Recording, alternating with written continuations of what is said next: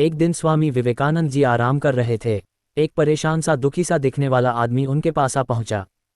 Ward में जैसे ही स्वामी जी के पास पहुंचा उनके पैरों में गिर पड़ा और रोने लगा।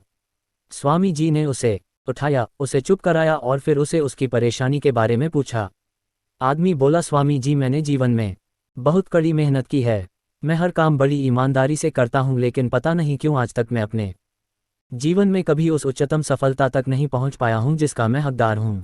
स्वामी जी ने उस आदमी की परेशानी तो सुन ली, लेकिन उसको उसका समाधान बताने के बजाय वो उस आदमी से बोले, वह सब ठीक है, लेकिन पहले तुम मेरा एक काम करो। मेरा ये जो पालतू कुत्ता है वह कब से बाहर घूमने के लिए जाना चाहता है, लेकिन मैं उसे आज बाहर घुमाने ले नहीं जा पाया। जाओ तुम पहले इसे घुमाकर लेकर आओ, फिर बाद में तुम्हारी समस्या के ऊपर बात करेंगे। आदमी सोचने लगा, स्वामी जी ऐसा क्यों कर रहे हैं? क्या उन्हें मेरी समस्या कोई समस्या नहीं लगती जो मुझे ये तुच्छ सा काम देकर यहाँ से जाने के लिए कह रहे हैं? यही सोचते सोचते वाल्मीकि स्वामी जी के कुत्ते को बाहर टहलाने ले गया। तकरीबन आधा घंटा बाद वह आदमी स्वामी जी के कुत्ते को वापस ले आया। स्वामी जी ने आदमी से पूछा, मुझे एक प्रश्न का उत्तर दो। तुम और यह कुत्ता जब साथ में ही घूमने गए थे तो तुम तो शांत दिख रहे हो, लेकिन यह कुत्ता इतना हाफ हो रहा है।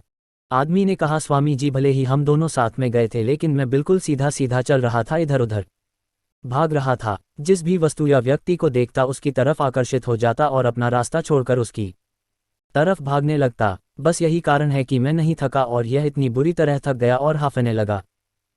आदमी का जवाब सुनकर स्वामी जी उसकी तरफ देखकर मुस्कुराए और बोले, तुम्हारी समस्या यही है। तुम अपने लक्ष्य की तरफ आगे बढ़ते तो, लेकिन बीच बीच में तुम्हारा ध्यान भटक जाता है। कुछ समय के लिए तुम अपने लक्ष्य को भूलकर कुछ और करने लगते हो या फिर अपना लक्ष्य ही बदल देते हो। इस तरह से तुम थक तो जरूर जाओगे, लेकिन लक्ष्य तक कभी नहीं पहुंच पाओगे।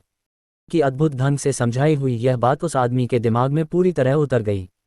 उसने स्वामी जी को धन्यवाद दिया और बोला कि स्वामी जी, अब मैं समझ चुका हूं कि मुझे अपने लक्ष्य पर किसी भी हालत में ध्यान केंद्रित करके रखना है और तब तक नहीं रुकना जब तक मैं उसे हासिल ना कर लूं।